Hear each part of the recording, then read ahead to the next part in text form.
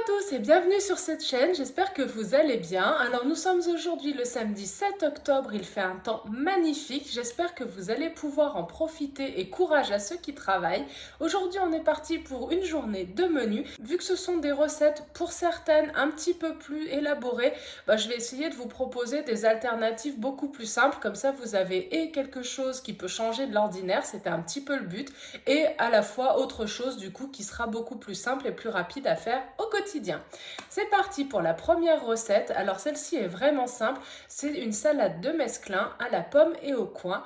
Et ce que j'avais beaucoup aimé, c'est qu'en fait ils font râper la pomme et le coin, ils les font revenir du coup à la poêle en 5 minutes et après ils rajoutent ça à la salade. Je trouvais ça très intéressant avec quelques petites noix surtout qu'on en trouve en ce moment.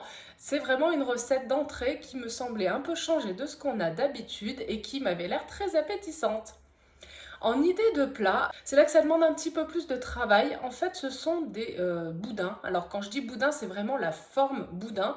Dans l'idée, vite fait, ils faisaient référence au boudin blanc. Dans les commentaires, clairement, ils disent qu'il ne faut pas assimiler ça au boudin blanc comme on peut le connaître avec de la viande, mais on est vraiment sur la forme boudin. Et c'est à base de polenta et de chou-fleur. On a du chou-fleur qui a été cuit, écrasé. Et après, j'ai vu aussi, elle précise de ne pas faire cuire la polenta. Donc prenez-la plutôt fine. En fait, elle va cuire en s'imbibant de l'humidité, notamment du chou-fleur. Il y a également du pain de mie à l'intérieur et pas mal d'épices pour relever un petit peu le tout. Une fois que c'est cuit, dans du cellophane, dans de l'eau bouillante, alors, on apprécie ou on n'apprécie pas.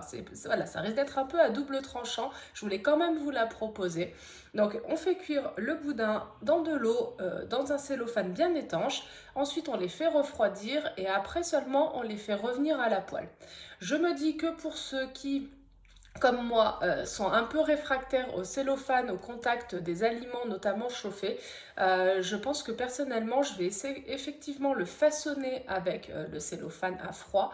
Je vais peut-être soit les congeler, soit les laisser prendre comme ça pendant une demi-heure, une heure, et après je les mettrai à rôtir au four, comme ça j'ai pas besoin de les manipuler. Vous accompagnez ça avec une galette de lentilles. Personnellement, je les utilise déjà pré-cuites en conserve, mais là elle propose de prendre des lentilles vertes et qu'il faut les faire cuire pour qu'elles soient tendres, mais pas trop cuites. Alors ça va peut-être être le problème des conserves, c'est que effectivement les conserves, des fois, c'est un peu de la charpie, il faut reconnaître.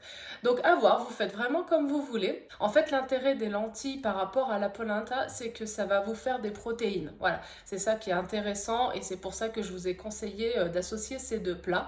Mais si vous avez la motivation, donc vous pouvez faire ces galettes de lentilles, vous pouvez en faire un certain nombre et vous les congeler. Donc comme ça, vous en avez vraiment d'avance. En dernière idée de recette et pour donc le dessert, alors c'est assez intriguant et je ne sais pas si vous allez trouver les ingrédients. Là, je vous partageais plus ça parce que ça m'a interrogée et j'aurais aimé avoir votre avis et savoir si vous connaissiez. C'est un cake à la pomme, mais à la farine verte.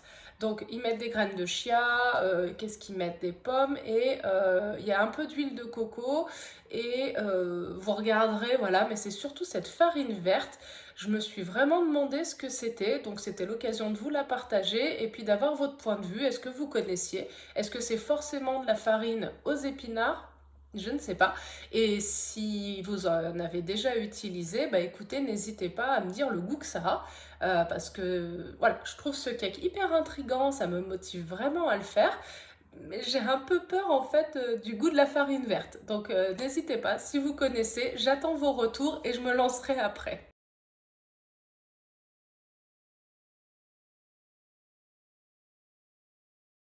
Sur ce, je vous souhaite une très belle journée, prenez soin de vous et à demain. Bye bye!